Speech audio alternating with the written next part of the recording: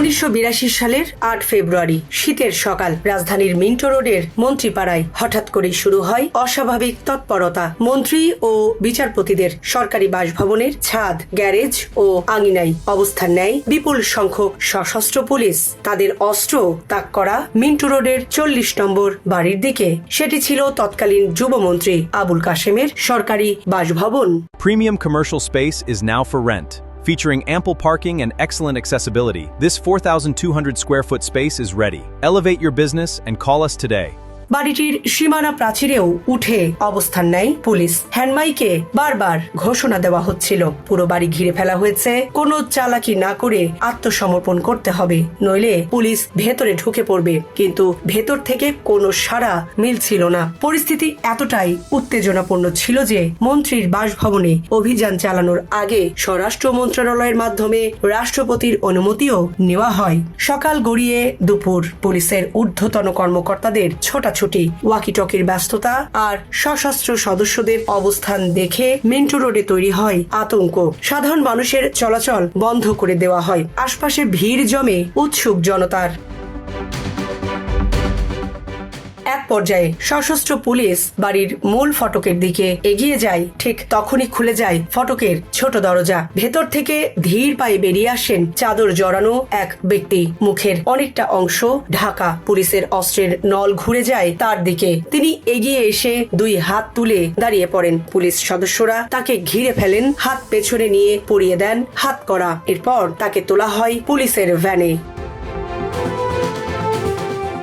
কালীগঞ্জের সাতানীপাড়া গ্রামের কৃষক আশরাফ আলীর ছেলে এমদাদুল হক ইন্দু সাতানীপাড়া খৈকোড়া হাই স্কুলে 7ম শ্রেণী পর্যন্ত পড়াশোনা করেছিলেন। তিনি স্বাধীনতার পর জড়িয়ে পড়েন জাসদের রাজনীতিতে। কালীগঞ্জের জাসদ নেতা আলী হোসেন তালুকদারের ঘনিষ্ঠ সহযোগী হিসাবেই তার রাজনৈতিক উত্থান শুরু। কিন্তু এক পর্যায়ে ডাকাতি করে পাওয়া অর্থ ভাগাভাগি নিয়ে আলী হোসেনের সঙ্গে তার বিরোধ তৈরি হয়। সেই বিরোধ ধীরে ধীরে রাজনৈতিক বিভাজনের রূপ নেয়। কালীগঞ্জের রেল লাইনের দক্ষিণ অংশে আলী হোসেনের প্রভাব আর উত্তর অংশে ইমদুর আধিপত্য তৈরি হয়। এরপর দুই পক্ষের মধ্যে শুরু হয় খুন পাল্টা খুন।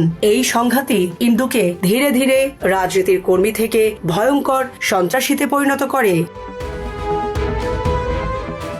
ইমদুর বিরুদ্ধে একের পর এক হত্যার অভিযোগ উঠতে থাকে। 1979 সালের 26 ডিসেম্বর কামারিয়া গ্রামের আজিজকে তার ভাইয়ের সামনে কুপিয়ে হত্যার অভিযোগ রয়েছে ইমদুর বিরুদ্ধে। পরে লাশটি মাটি চাপা দেওয়া হয়। 1980 সালের 4 এপ্রিল মসলিন কটন মিলের শ্রমিক আব্দুর রশিদকে ধরে নিয়ে যায় ইমদু ও তার সহযোগীরা। তাকে বাড়িতে নিয়ে মায়ের সঙ্গে শেষবার দেখা করার সুযোগ দেওয়া হয়েছিল বলে বর্ণনা পাওয়া যায়। এরপর রশিদকে নিয়ে যাওয়া হয় এবং তিনি আর ফিরে আসেননি।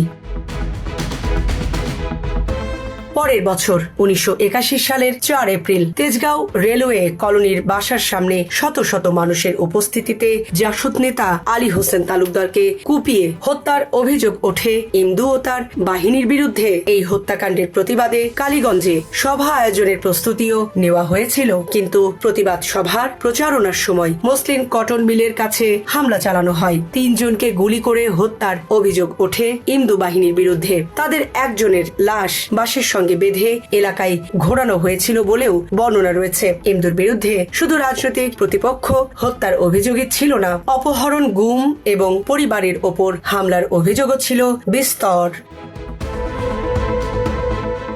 কালীগঞ্জের আব্দুল আওয়াল ভুইয়ার স্ত্রী ও 2 সন্তানকে অপহরণের অভিযোগ ওঠে ইমদু বাহিনীর বিরুদ্ধে। পরে তাদের আর সন্ধান পাওয়া যায়নি। নিজের ও সন্তানদের জীবন বাঁচাতে আওয়াল কালীগঞ্জ ছেড়ে পালিয়ে যান বলে জানা যায়। পরে তার জমি জমা ইমদু দখল করেন বলে অভিযোগ রয়েছে। পুলিশও ইমদুর হাত থেকে রেহাই পায়নি। পুবাইল এলাকায় এক পুলিশের সদস্যকে হত্যা করে তার অস্ত্র লুটের অভিযোগও ছিল ইমদুর বিরুদ্ধে। এভাবে কয়েক বছরের মধ্যে তার নামের সঙ্গে যুক্ত হতে থাকে অসংখ্য হত্যা, অপহরণ, গুম ও ডাকাতির মামলা। স্থানীয় মানুষের মধ্যে তৈরি হয় তীব্র আতঙ্ক। অনেকে ভিটে বাড়ি ছেড়ে অন্যত্র চলে যেতে বাধ্য হয়েছিলেন বলে জানা যায়। ইন্দুর জীবনের সবচেয়ে নাটকীয় গ্রেফতারটি ঘটে 1982 সালের ফেব্রুয়ারিতে। 3 দিন ধরে যুবমন্ত্রী আবুল কাশেমের বাসভবন ঘিরে রাখার পর শেষ পর্যন্ত তিনি নিজেই বেরিয়ে এসে পুলিশের কাছে আত্মসমর্পণ করেন। সংশ্লিষ্টদের মতে স্বাধীন বাংলাদেশের ইতিহাসে প্রভাবশালী কোনো মন্ত্রীর সরকারি বাসভবন থেকে এমন ভয়ঙ্কর অপরাধীকে গ্রেফতারের ঘটনা ছিল বিরল। জীবন অবাক না করলে কে করবে? 28% মিল্ক ফ্যাটের অবাক করার সাথে ফ্রেশ মিল্ক পাউডার। জীবন অবাক করুক প্রতিদিন। গ্রেফতারের পর আর মুক্ত জীবনে ফিরতে পারেননি ইন্দু। তার বিরুদ্ধে থাকা একাধিক হত্যা মামলার বিচার শুরু হয়। এর মধ্যে আব্দুল মজিদ হত্যা মামলাও ছিল। ঢাকার ক অঞ্চলের 1 নম্বর বিশেষ সামরিক আইন আদালত 12 মে তাকে সর্বসম্মতভাবে মৃত্যুদণ্ড দেন। 1982 সালের 4 আগস্ট ভোর 3:45 এমদাদুল হক ইমদুর মৃত্যুদণ্ড কার্যকর করা হয়।